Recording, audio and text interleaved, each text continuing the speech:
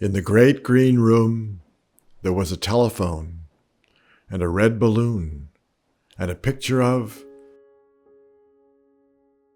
Goodnight Moon is a complicated book. I mean, it's simple in its structure. I think a lot of people today look at Goodnight Moon and think, well, I have to buy that just because. So there's sort of an inertia behind it. But the truth is, Goodnight Moon, it took years for it to become what it became as a classic. And it really started out its life cycle as not a popular book. That challenged a lot of the norms of children's literature at the time in the late 40s.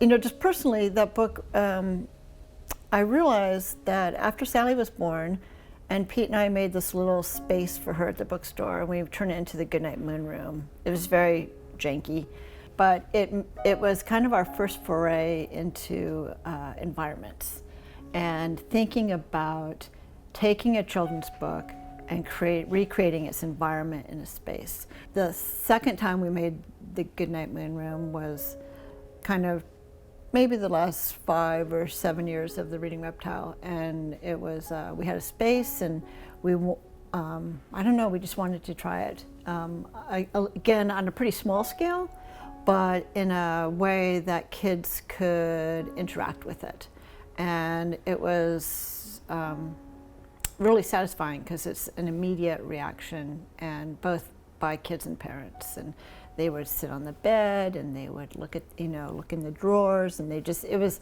again, pretty rinky-dink, but it kind of was an escalation from the first attempt at it.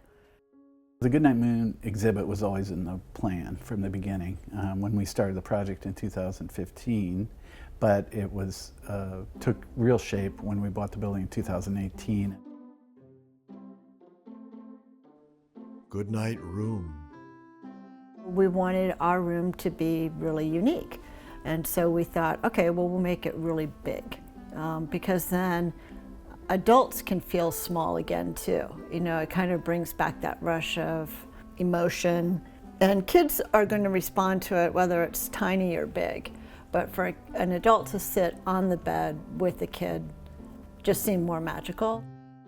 We decided right away that it would be connected to the bookstore and would be more of a publicly available exhibit that anybody could see just walking into the building. The first thing I think we built was the dollhouse, and I think there were a couple of tries on that, and we kept looking at it and saying, no, it's not right, it's not right.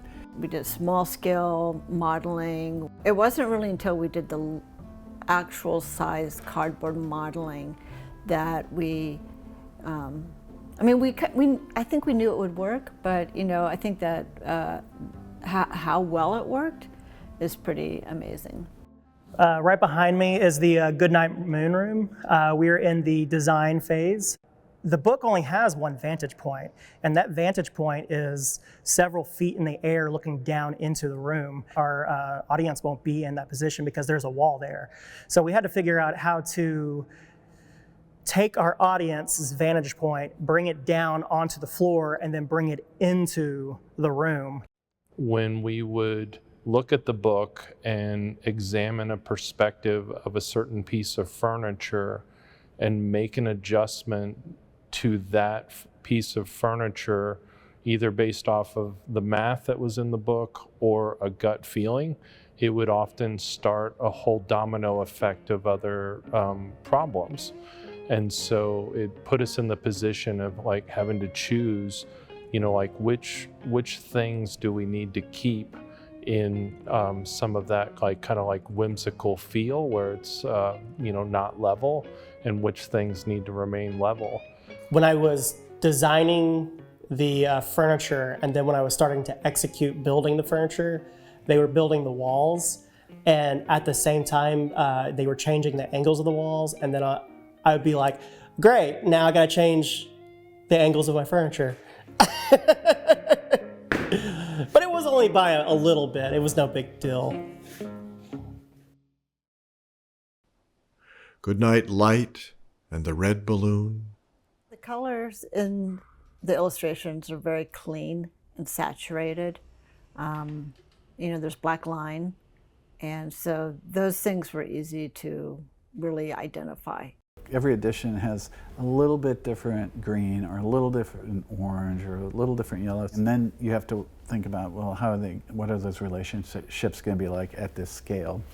And a lot of the colors, to me, early on when we had some of the actual furniture being made, looked off. But then when I held the book up to it, or several books, you would see, well, this is really, really close. But when you bring it into the real world, it's like, it doesn't quite look right. So some of the reds and things, like people have a memory of it being more, like one style of red versus tomato red or something. And it, on its own, when you take it out of the Goodnight Moon room, the colors are weird, and there's something that could be argued about. But once you start putting it next to that much green and around the other things, you watch the red physically change in front of your eyes into something different because it vibrates differently.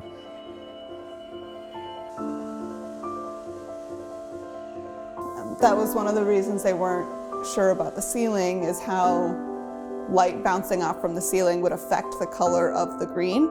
If it was white or if it was blue, would that change the green color in the room?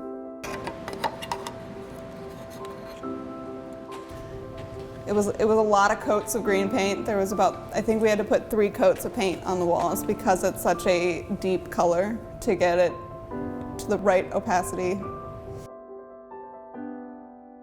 So in terms of technical challenges, the first thing I looked at was the moon and determining how that was going to move. Is it going to be a projection or something physical? I think given the nature of the illustrations, it felt like it should be something more tangible. I typically look to industrial automation equipment. So what's an easy approach to that? So it's a screw drive. So it's basically a big long metal rod that has screw threads on it, and a motor turns that at the ends, and this little shaft, the element rides on that shaft. The kid can probably hang on this thing and not damage it. And so as the moon is at its apex, the room is actually at its darkest, because that's like midnight or whatever. And then it cycles back down. As the moon physically tracks back down, the room gets lighter again. Goodnight clocks and goodnight socks. We're creating a space that you walk into and immediately feel like you're in a different, not just a different place, but a different time. And then there's the sort of hidden nuances that that you don't necessarily experience the first time, but come out as you experience the room more. I mean, anytime you're interpreting a story, it's sort of, you're connecting to memories, your own memories. Also want to look at, how many senses can you stimulate to sort of bring that story to life. Just thinking about accessibility issues or different ways that people listen to story or read stories or hear stories, trying to capture that in all the exhibits, but to be able to pick up the phone and hear it being read is pretty cool, and then knowing it's the son of the illustrator. It gets such a reaction from people when they pick it up and play with it, figuring out how to make that in a durable way and also capture the form. When it works out, it's pretty rewarding. It takes it beyond the idea of just like entering a stage set or a painting. It meets the expectations of what people would, expect those certain items to do. So a big old rocking chair actually moving forward ends up satisfying people's imagination. When we first made it, I went upstairs and got Mary Claire to set, threw a piece of plywood on it. She had to jump up on top of it to set in it. And we tested it with her, and she almost fell over. So we had to counterweight it. It has like 150 pounds of metal in the rear end of it so that it doesn't flip over. And then we dropped it to the ground. We chopped it, I think, about 8 inches. We did have a lot of choices to make as far as how we wanted the room to feel. And I think everyone agreed. that in the end that we needed a soft part of it. So the bed and the floor, and we have the rug and the slippers. The mittens, the fur wall was just something that I don't know how it came about, but we always wanted it because of Margaret Wise Brown's love of fur, and just thought it would be crazy to have a hole, because you don't ever see the back wall, and just have it all be fur.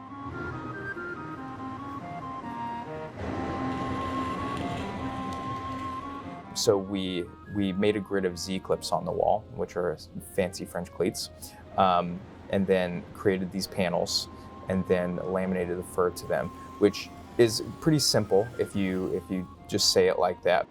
But given that these panels are almost 12 feet tall, 4 feet wide, and they have to be seamless and mate perfectly with each other, that made it a real challenge.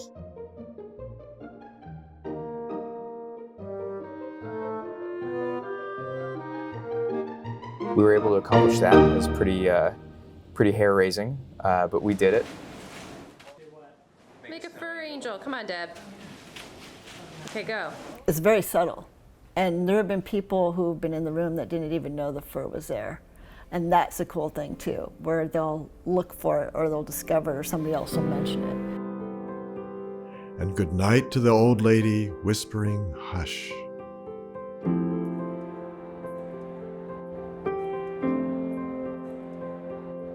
For me, walking into the Great Green Room, it was very magical and visceral in a way of suddenly finding yourself in this room that is so familiar but has always been just on the page or in your imagination. So to see it come to life was a really magical thing that I am sure kids are going to love, and their parents too, because this is a book that is shared across generations. Stepping into the room, it just felt as cozy as reading the book. And it is, I was saying to somebody, Goodnight Moon is a perfect book because it's just everything that you want. It's comfort, and especially with everything that we've been going through, this is really a time that we need a lot of comfort. So having comfort in the form of an experience is absolutely incredible. I think my favorite part of the room is the telephone, walking over and picking it up and hearing the voice. I had to put it down because I started crying. Well, I think my father would have loved yours because the rabbit hole one, because you can walk into it and you can sit on the chair and you can lie on the bed and you can really interact with it.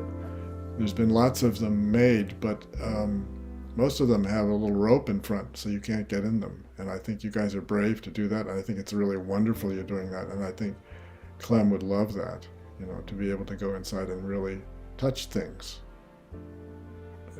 It's an extraordinary book, and it fascinates me. It always fascinates me. How did it come about? What is it that makes it interesting? It seems incredibly simple, but it's also extremely deep and wide open and vast kind of book. It has that strange thing of little tiny things, a little tiny mouse, and then sort of the cosmos. I hope there will be times when people will be able to just be in it and be quiet with themselves, because I think it does have a power that is even more special than just walking into the Great Green Room. It's a power that brings the room back inside. And that's an opportunity that you don't get to have in a lot of different spaces. Good night, stars. Good night, air. Good night, noises everywhere.